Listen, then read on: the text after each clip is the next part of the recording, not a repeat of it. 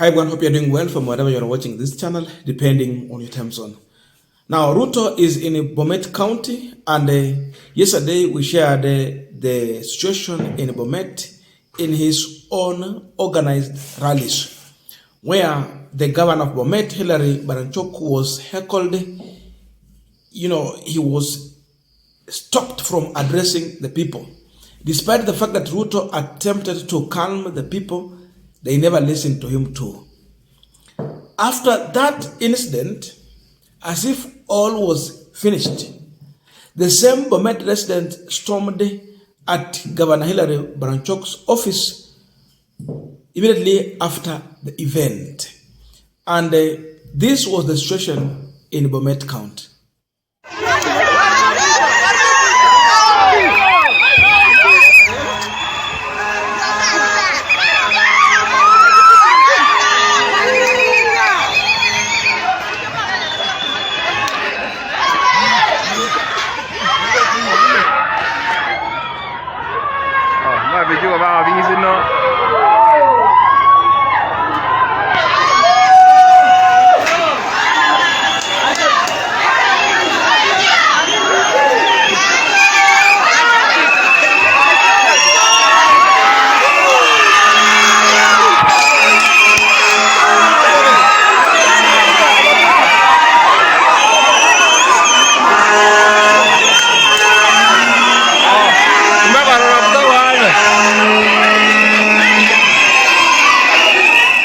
So many questions that what really led these people to storming that office in Bomet immediately after Ruto's event, and why do so just after Ruto has visited Bomet County? Those are the questions.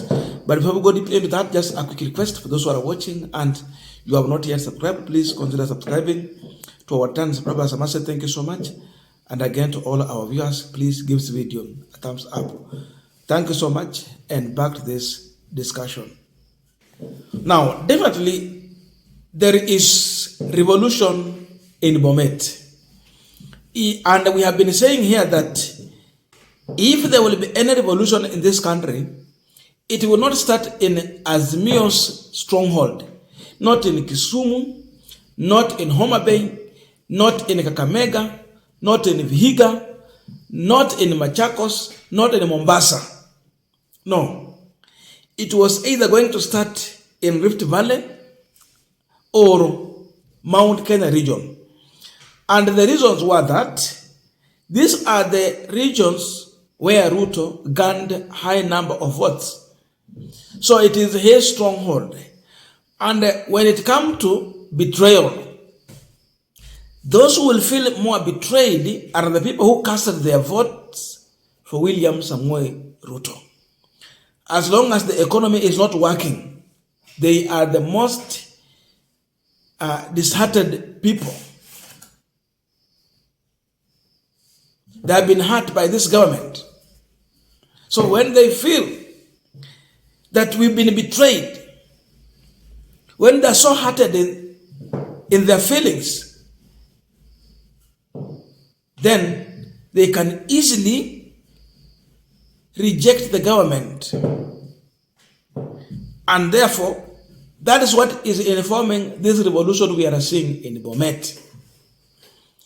They feel that the governor has failed them, that the governor is not working for the people. And we said here yesterday that once some of these governors are serving their second term in office, and they don't think about the people, they want to behave the way Ruto is behaving on top there. Therefore, there will be no service to the people because he has no plan to come back and ask for your vote. He's going home after all. Baranchok is serving his second term in office. People are feeling that he's betraying them simply because he's no longer focusing on service delivery to the people. Yeye yako tu mambo yake. Anajua bora unaimba tu Ruto, hallelujah, Hosanna, it's over. But no need to concentrate on working for the people. No need to take care of the people's interest because there's no any more interest for coming to ask for the vote. Anajua akimaliza hiyo mwaka ingine kuja kama watakuwa kwa uongozi, yeye atakuwa anangojea to be appointed somewhere by William Samoei Ruto. But to his embarrassment, the people of Bomet are not waiting for the next election. In fact, Ruto appealed to them that, you have the key, you have the say through the ballot on whom should be your next governor or leader. So for this time round, it is for you to have the marking scheme. You have the paper. You are taking and seeing how your leader is working as you wait for the next 5 years. That is what he told them when he attempted to calm them at the first place. Nyinyi ndio mko na uwezo wa kuchagua. Saizi ni wakati wa kuangalia kama mtu afanye kazi, ngojea kura inayojua kuja. Sorry for that. Then ufanye uamuzi wengine. That's what Ruto said. Wait for the next election and make a well-informed decision through the ballot. But you see, these people are not going to be patient for the next 5 years as they watch their governor misleading the county. So there is protest. This protest is not going to wait until the next election so that they can protest on the ballot. Because what Ruto said is not true. Because it is not only the final thing they can do. They can still recall for their governor through impeachment. They can impeach their governor. So they have a way to recall their governor if they feel that he is not representing the interest of the people on ground.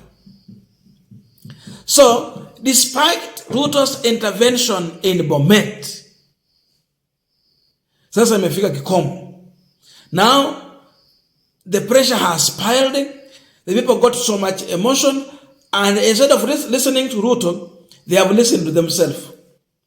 And they made a decision that we will walk into that office to show our disgruntlement with this governor. So imagine you are the president, you get to some region where you come from, in fact. Then your own people refuse to listen to you. Above all, they even got to an extent of protesting to that office. So there was no operation at Governor Hilary Branchok's office in Bomet. Everything was brought to a standstill. No operations, no service. That's the situation in Bomet. They're telling William Ruto, ukitoka hapo kirudi Nairobi, go with the Branchok. Usituachie hapa. We don't need him. But again, there's a political lesson here for the people. When they were telling you that in Rift Valley, it should be uniform. They had an option of Isaac Ruto, who was on ballot. But because Isaac Ruto did not really much support Ruto, that's what they believe, and it was not in a UDA party. So they had to vote for UDA party. And now, that's how they landed into this problem. Isaac Ruto was there. He served them. I'm sure Isaac Ruto was better compared to Branchok. Branchok huyu, he is not a man who is focusing on serving the people. But they made that decision to vote for the party rather than voting for an individual in terms of their manifesto and trust. So for them, their trust was in William Ruto. Whoever Ruto has endorsed, so he becomes the leader. Now Ruto endorsed Branchok to them. They voted for Branchok. I think now they are also telling Ruto that the person you brought to us and you endorsed in the UDA party is messing us. So we don't need him. But they made a mistake. They voted for Branchok. That's the man they have now in the office. So if you think about revolution in this country, it will not start anywhere else but in Ruto's stronghold, right from his region, his home, then it will spread. Watu wengine wenye watakuja na maandamano, tunaona kila siku ni wa Mount Kenya. So wale walikuwa nasema kwamba watu wa maandamano, watu wa sarakasi, He was literally talking about Raila Odinga. Paka hata wakati wa kampeni alikuwa anasema watu wa kung'oa reli. Kama kuna watu wa maandamano wako wapi? Was this one happening in Kisumu? Was it happening in Siaya? Was it happening in Kakamega? Is it in Vihiga? It is happening right at the doorstep of William Samoei Ruto. So Kalenjins are teaching us that we can have a serious and successful revolution if we made that decision that we want to do so. So Ruto's visit to Bomet County has become so much bitter and pain situation for the governor. It is proving that revolution can happen. It's proving that there is serious rejection of this regime. They have lied from the top coming down. And those are the fruits of this administration.